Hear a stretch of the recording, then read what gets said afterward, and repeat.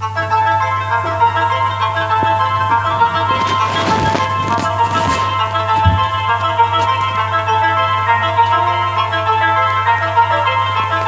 bienvenue dans la chaîne Mathématiques Science. Aujourd'hui, je vais présenter et expliquer une nouvelle vidéo, cette vidéo en mathématiques pour les 3e, dans laquelle ici nous allons parler de sections planes et plus précisément des sections planes chez les prismes 3. Alors bon, là pour ceux qui se posent la question pourquoi tout d'un coup moins de vidéos, c'est tout à fait normal. C'est parce que en ce moment je ne peux plus tourner le matin, je ne peux plus tourner le soir ultra tard comme je les aime bien. Donc du coup bah ça me laisse très peu de marge en fait. Et du coup les soirs où j'ai pas de marge du tout, bah je peux pas y tourner tout simplement. Donc c'est pour ça qu'en ce moment je ne peux plus tourner les vidéos autant que je voudrais. Parce que non seulement j'ai très peu de marge, enfin maintenant matin je peux pas y tourner, au soir je peux pas y tourner, donc j'ai très peu de marge de la journée même. Et de toute façon j'ai plus de moyens de luminosité si vous voulez. Ok, je peux plus éclairer bah en fait la zone où je fumais par une lumière, donc c'est un peu chiant. Bon, le but n'étant pas de raconter ma vie, le but étant de parler de sections planes chez les prismes droits, bah on va donc s'intéresser directement au sujet et au vif de la vidéo. Alors rentrons directement dans le vif de la vidéo comme je vous disais, et pour cela on va prendre une boîte classique que vous avez ici. Alors si vous prenez une boîte classique, voilà, donc, une boîte classique c'est une forme de prisme droit en général, voilà, et plus précisément de pavé droit, mais bon, là on va dire que c'est un prisme droit également. Bon, si vous prenez donc un prisme droit en général, que vous le coupez, donc si par exemple vous coupez cette boîte parallèlement à cette face là, ok, à ce côté là, qu'allons-nous faire? Et ben en fait on va tout simplement prendre le couteau si vous voulez, ou bien votre scie, et en fait et ben voilà, mettre parallèlement si vous voulez et à cette face là, ok, et après on va couper. Et qu'est-ce que vous allez obtenir comme coupe? Vous allez obtenir un rectangle. Donc en fait vous allez obtenir le même rectangle de base. Et ça ça marche dans tous les cas en général. Si vous prenez un prisme droit un petit peu plus généraliste, donc là je vous ai fait la perspective ici. Donc si vous prenez un prisme droit en général, que vous le coupez par un plan qui est parallèle à une base, dans ce cas là, et la coupe que vous obtenez finalement, en fait c'est tout simplement le polygone de base qui se reproduit, ok. Alors après vous obtiendrez également deux solides identiques en haut et en bas, juste qu'ils n'auront pas la même hauteur. Bon, maintenant deuxième chose, si vous coupez un prisme droit par un plan qui est parallèle à une arête latérale, donc par exemple je prends cette arête là, je vais faire une coupe qui est parallèle, donc là je prends mon couteau ou mon fer ou ma scie pardon, et donc je la coupe, et je vais faire de sorte que quand je coupe parallèlement à cette arête là. Si vous coupez, voilà, vous allez obtenir à nouveau un rectangle, et là ça marchera dans tous les cas. Si vous coupez un prisme droit par une arête, par un plan qui est parallèle à une arête latérale, vous obtenez donc un rectangle. Donc là je vous montre tout simplement un cas un petit peu plus généraliste. Donc là c'est un prisme droit à base triangulaire, on l'a coupé par un plan qui est parallèle à une face, enfin une arête latérale pardon, et du coup là on voit très bien en fait que nous obtenons un rectangle, ok. Donc ça marche dans tous les cas de prisme droit en général. Voilà, donc ça c'était un petit peu pour les généralités, mais maintenant voyons un petit peu dans le voyons un petit peu donc qu'est-ce que ça donne en vrai, ok. Qu'est-ce qu'on pourrait vraiment vous demander. Donc là je vous laisse mettre la vidéo en pause pour réaliser cet exercice tranquillement, donc cet exemple, et puis après je vais vous montrer comment comment on peut donc traiter ce genre d'exemple. Sur ce donc c'est parti mon kiki. Alors donc là comme je vous dis c'est un exemple type, voilà, on peut rencontrer cela au brevet. Alors en général le brevet si on rencontre ça c'est plutôt des calculs qu'on va vous demander. C'est rare qu'on vous demande par exemple justement de faire je sais pas une section, ok, mais c'est toujours bien de savoir en construire, ok. Alors un truc aussi que je vous dis tout de suite, que je rappellerai peut-être au milieu de la vidéo, mais vos formules de volume, même si c'est un truc chiant à revoir, personnellement je trouve ça très chiant à revoir, tous les ans, formule de volume, formule d'air, je sais pas vous, mais moi je trouve ça trop chiant à revoir. Donc bon, on fera malheureusement une vidéo là-dessus, je parlerai des formules d'air, de volume, mais là pour l'instant, vous allez pouvoir voir que malgré le fait qu'on n'en parle pas tout de suite directement, on sera quand même confronté à les utiliser, ok. Donc du coup, voilà, c'est vrai c'est chiant à rappeler tous les ans les formules d'air et de volume, je suis d'accord avec vous, et c'est vraiment chiant, mais du coup on va être obligé et amené à les utiliser, donc pour ça qu'il faut bien les connaître, qu'on vous le rappelle tous les jours en fait, vos formules de volume. Vous croyez que les profs ça les rend heureux, c'est beaucoup moins drôle, on va dire, ok. C'est pas forcément la partie qui est intellectuellement stimulant en fait. Donc on demande ici, dans la première question, de construire la section plane de ce prisme par rapport à un plan qui est parallèle à l'arête AB. Donc là vous voyez en fait on demande de réaliser si vous voulez une section plane qui est parallèle à une arête latérale. Donc là on va obtenir automatiquement un rectangle. Alors pour ce faire maintenant ça c'est bien pour blabla, mais comment on va construire ça? Bon, en fait, on va tout simplement construire d'abord la parallèle ABC passant par I, ok? Donc là, ce qu'on fait, on va tout simplement mettre la règle de long de BC et on va y glisser l'équerre, ok? Voilà, donc l'équerre, vous la glissez et vous faites de sorte à atterrir en I, ok? Voilà, vous. Bon, du coup, comme je disais, on va placer l'équerre, donc le long, tout simplement de la règle, et de sorte à atteindre le point I. Une fois que cela est fait, maintenant ce que je vais faire, je vais glisser ma règle, voilà, vous, le long de l'équerre, mais dans l'autre direction. Et ensuite, je vais remonter mon équerre, voilà, comme vous pouvez le voir ici. Et après, je vais commencer à tracer donc ma section, ok? Alors quand je remonte mon équerre, je remonte au niveau du point I, comme vous pouvez le voir ici, et je commence à tracer ma section. Alors je trace une partie, et après je trace totalement à la règle, ok? Voilà, voilà. Une fois que cela est fait, et voilà, je prolonge autant que je peux, du temps que ça reste en prisme. Maintenant, deuxièmement, je vais réaliser la parallèle, donc la parallèle à HEI, et donc à atteindre tout simplement ici, ok? Alors, donc, du coup, je vais réaliser la parallèle à HEI, et donc je vais attendre ce point-là, ok? Une fois que donc j'ai réalisé la parallèle à HEI, donc je mets l'équerre comme vous pouvez le voir ici. Ensuite, je déplace ma règle, je glisse mon équerre, et c'est fait, ok? Une fois que c'est fait, et je peux tracer une partie déjà de ma section, et après je continue le reste, et tout simplement à la règle, ok? Une fois que c'est fait, on peut effacer ce qu'il y avait en dessous du coup parce que j'ai mis l'équerre dans le mauvais sens. Alors là, attention, je vais ce trait là, ici qui est le troisième trait là que je viens de faire, et là je vais faire en plein. Or, si vous laissez le trait comme ça, c'est faux. Donc là, pourquoi c'est faux? Parce qu'en fait, tout simplement on rentre à l'intérieur du prisme. Donc, quand on rentre à l'intérieur, ça va pas se voir que l'on l'a coupé. Donc là, attention. Là, ce trait-là, il va falloir le faire en pointillé, ok? Donc là, je vais le gommer, ne vous inquiétez pas, c'est pas parce que j'ai fait non plus la fin du monde, mais c'est parce qu'il est en trait plein. Et du coup, ce trait plein, il me dérange, enfin, ça va pas. Et donc, du coup, je vais mettre en pointillé. Voilà, et puis là, le trait que j'avais avant, je vais le laisser comme il est.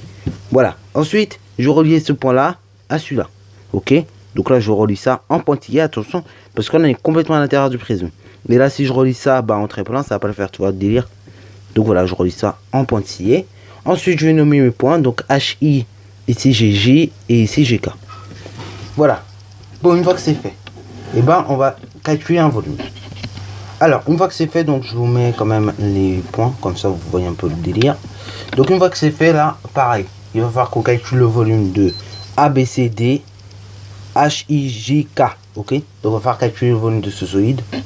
Alors du coup là le point D, je vais modifier sa position, il est ici et non ici, parce que ça a dû en perturber peut-être certains. Donc là bon, quand on voit qu'il y a une faute, bien évidemment on corrige, ok? Donc là ici, quand je vais parler du solide A, B, C, D, H, I, J, K, c'est bien évidemment le solide en bas. Donc on demande de calculer son volume et de détailler les étapes. Alors moi je vais faire ça en 3 étapes personnellement. Hein, voilà, après il y en a qui feront 2 étapes, puis il y en a qui feront avec des agrandissements, des réductions. Moi, je vais vraiment pas me prendre la tête, je vais faire ça en 3 étapes. Pour celui qui sait pas, et comme ça, au moins, vous voyez un peu de délire. Alors bon, je vais nommer sur ma figure V1, enfin, 2 parties. Je vais nommer la partie haute V1, la partie basse B2. Donc B2, c'est la partie que l'on veut calculer, et V1, donc c'est la partie haute, ok? Et après, donc, le volume total du prisme, par contre, je vais nommer ça V total. Donc, on va commencer par calculer le volume total. Alors donc, je vais nommer V total. Et pour calculer le volume total, déjà il faut se rappeler de comment on calcule le volume d'un prisme en général. Alors du coup là je vous réaffiche toutes les formules de volume.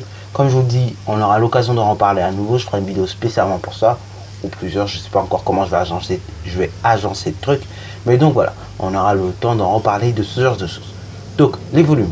Les volumes, il faut se dire, voilà, c'est en gros la place qu'occupe un objet dans un espace.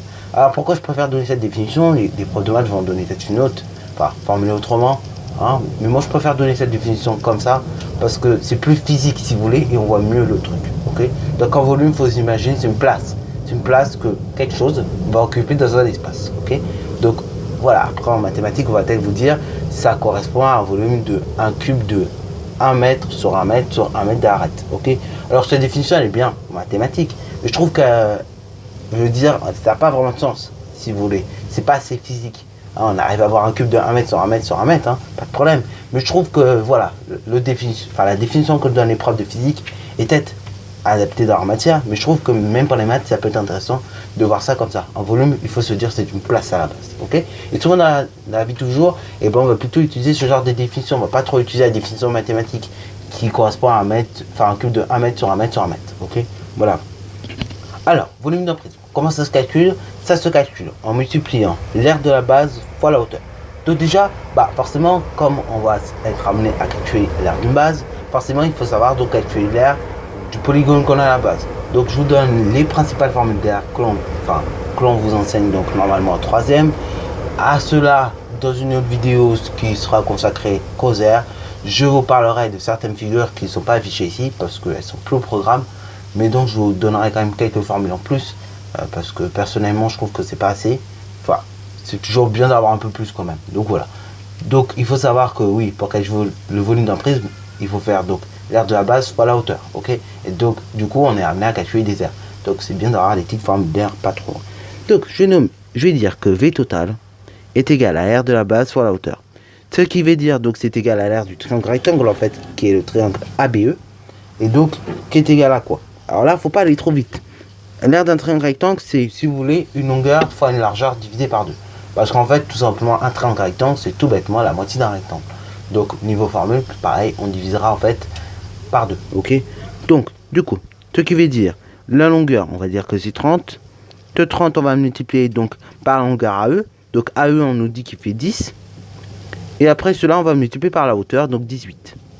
Ce qui donne donc 30 fois 10, 300, divisé par 2, ça fait tout simplement 150.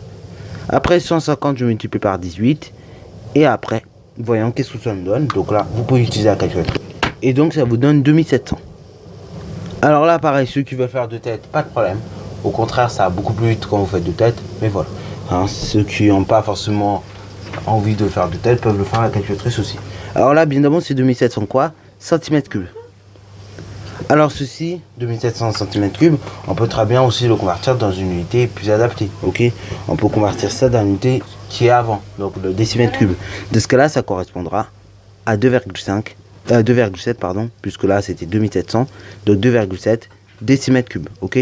Pour passer d'une unité à l'autre de volume, en fait, on va diviser par 1000. Parce que tout simplement, si vous regardez le tableau de conversion des volumes, et ben, les cases elles sont rangées par 3. Et si vous regardez même le préfixe de l'unité volume, c'est exposant 3. Donc du coup, voilà, exposant 3, ça veut dire que c'est 3 fois plus fort si vous voulez une unité. Ok. Alors, ça c'est pour le volume total. Maintenant, calculons donc V1.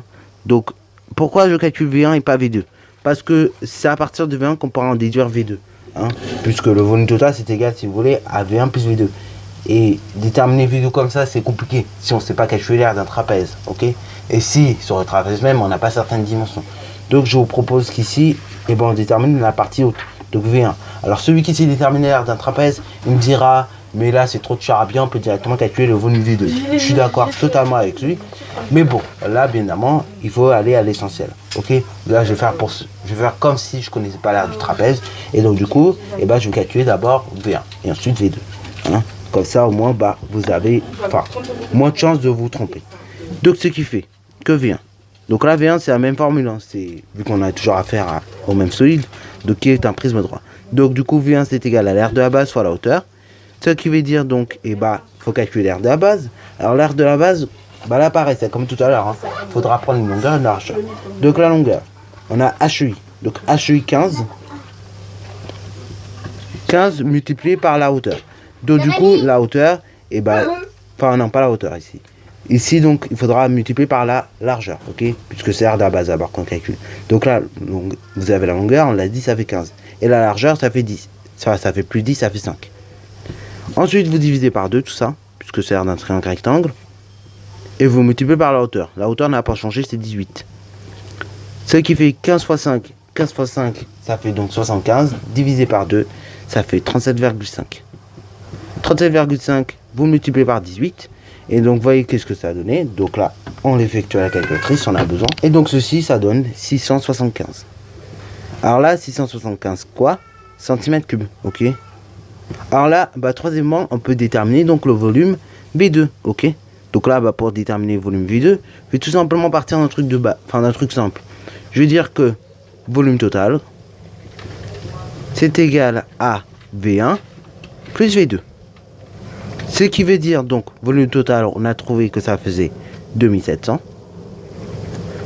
V1, on a trouvé que ça faisait 675. Alors là, je mets à chaque fois la même unité. Hein.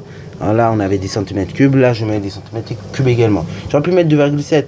Mais c'est-à-dire qu'il aurait fallu convertir nos 675 cm cubes en décimètres cubes. Vous voyez, et là, bah, ça aurait fait trop de 6 si vous voulez les résultats. Et après, donc, bah, c'est égal à 675, donc V1, plus V2. Alors, V2, pour l'instant, je ne connais pas, je laisse comme ça. Alors, on cherche le nombre qui est ajouté à 675, donne 2700. Ce qui veut dire donc que V2 est égal à 2700 moins 675, ok? Et donc ceci, ça donne 2025. 2025 quoi? Et voilà, on est en centimètres cubes, donc vous mettez centimètres cubes. Alors après ceci, comme je vous dis, on peut toujours le mettre dans l'unité la plus adaptée.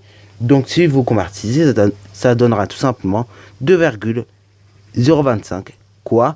Voilà, c'est décimètres cubes. Voilà. Donc là, on peut conclure que le volume de ABCDHJK est exactement égal à 2025 cm3 ou bien 2,025 décimètres cubes. Voilà, donc là, nous avons conclu le volume de ABCDHJK est de 2025 cm3, soit 2,025 décimètres cubes. Sur ce, la vidéo est terminée. Donc, comme d'habitude, si tu as bien aimé, n'hésite surtout pas à la liker, commenter et bon à toi en mathématiques et en sciences.